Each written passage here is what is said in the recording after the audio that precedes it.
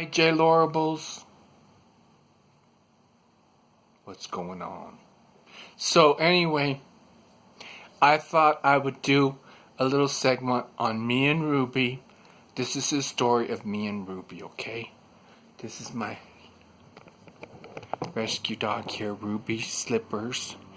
Ruby, smile for the camera.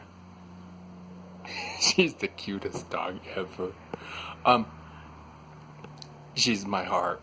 This dog, okay, so she's a rescue dog, but the fact of the matter is I did not rescue her. She rescued me.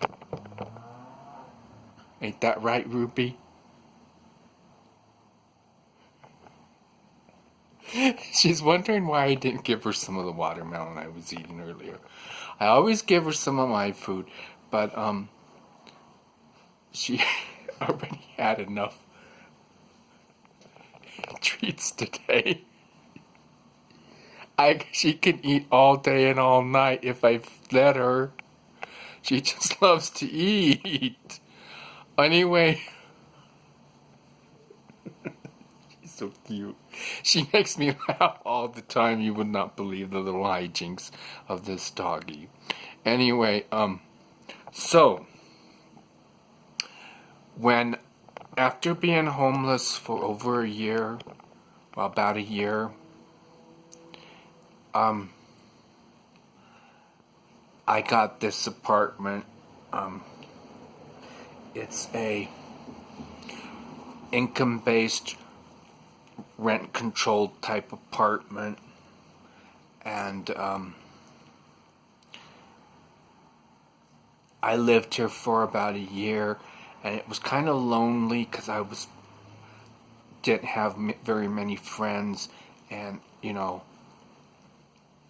the way I feel, what I'm going to say is what I believe, and it's not necessarily true, but for everybody. But I think everybody needs to live with someone, so you're not so lonely. Unless you have a lot of visitors, family that visit you and stuff. A pet is very important. And this girl here, she is my therapy pet more than anything. She shops with me at Walmart, and she pretty much goes anywhere I go.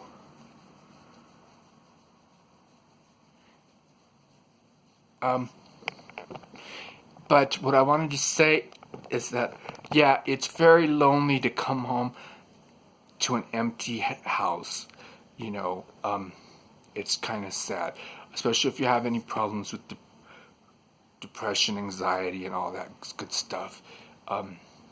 So, I don't know. It's just like I'll go to the dog shelter and see what they have, what kind of dogs they have, and I didn't even really know what kind of dog I wanted.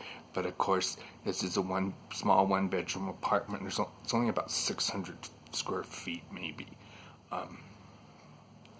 It's pretty tight here. It's got a small living room, regular sized bedroom, nothing big, smallish closets, no walk-in closets, a very, like a kitchenette type kitchen area, very small. This is my kitchen. There's no room. I have a small kitchen table, but I use it more as a desk than a kitchen table.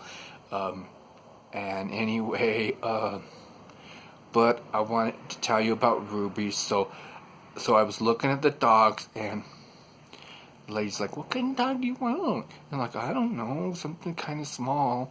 I don't have a lot of space." And so she showed me right away. This Ruby was right there, and Ruby was in a cage, by herself, and she's so cute. She had a ratty towel. All she had was a towel in her little cage, her kennel, and it's like a cement floor, and it was like late December, and I don't think they heat that building very good, and I don't know. Those dogs probably freeze at night. I don't, I don't know. Maybe they do have some sort of heat, but it seemed like it wasn't heated, and she was as hyper as can be, jumping up and down, jumping up and down, but she didn't bark. So I was like, wow, this is a quiet dog. And I was just, I don't know, but she just kept jumping up and down like lightning speed. All I see was a blur.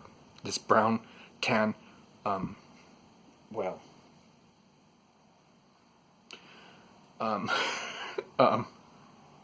what is her? She's like a tawny colored dog, right? Just, that's all you see. And I was like, what is wrong with this dog? So I had to come, I was like, I'm not getting at this dog at this point. I'm gonna have to wait up here. She's a little bit too excitable for me. I'm already a nervous type person. It's like, whoa, this dog's got it on over me. So I didn't get her that day. And it was like the next week, I visited her 3 times, took her for a walk for 3 days, different days, and on the 3rd day, I was just like, I don't know. I just had a feeling she was going to be a good girl, but I didn't know. So they had a little bit of a grassy area there, and I went there and I sat, and I was just like, I had her on her leash, and I sat there, and she sat still. It's like, okay, she's going to be all right. So I was just like, I think she knew that I was about ready to give up on her. So anyway, she was testing me the whole time I was testing her, and she's a very smart dog. What are you doing?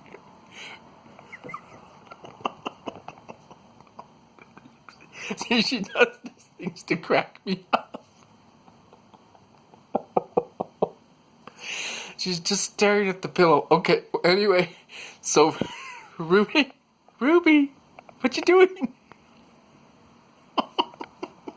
What is she doing? Ruby.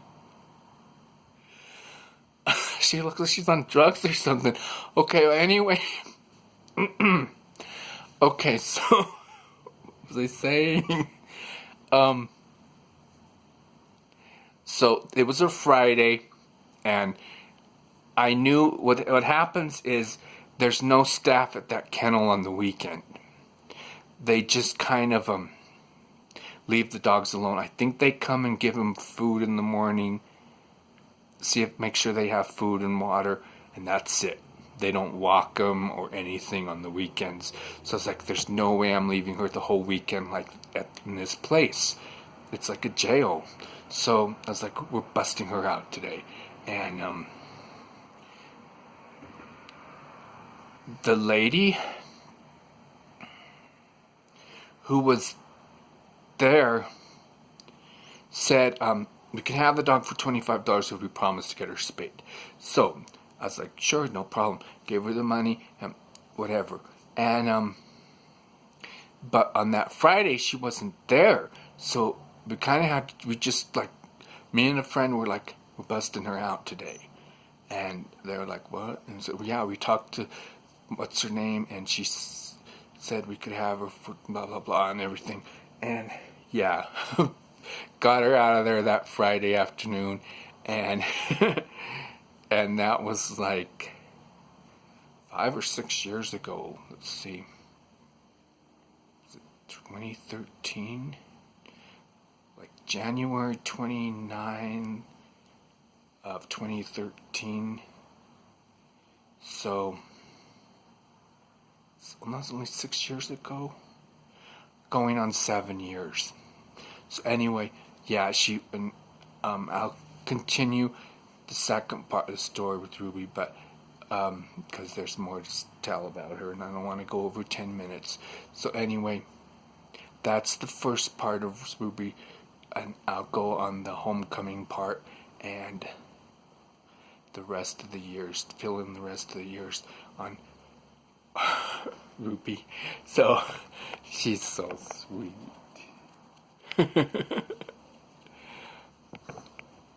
I tell you, but I gotta tell you this though. It's like after I got her and she settled down, and I'll go into that whole part. She had to acclimate to being in a home rather than being in a shelter, because she was in the shelter for over, I think it was 7 months, that she was in that shelter. And I'm very lucky they didn't, euthanize her, because they usually don't keep dogs that long. But, look at her. She's such a sweetheart. I think she knew her time was running out. That's why she was so anxious. So anyway, yeah, dogs are very intelligent. They know what's going on. They know everything that's going on. And it is so hot. It's like 73 degrees in here. Okay. Love you all, and stay tuned for part 2 of Ruby, okay? This is going to be a continuing segment. And on pet care, I'm going to go over everything, okay? Because you don't just find a dog that you like and take it home and that's it, There's a lot more to it. They're not pets. They are members of your family. They're very social. They're very affectionate. I mean, they're like babies. That's why people call them fur babies. They are your baby, and you have to take care of them, and they'll take care of you too. And I'll continue this, and that's it for now. Hope everyone had a happy and safe 4th and all that stuff. And let's hope California doesn't fall into the ocean. And that's it. Love you all. Peace out.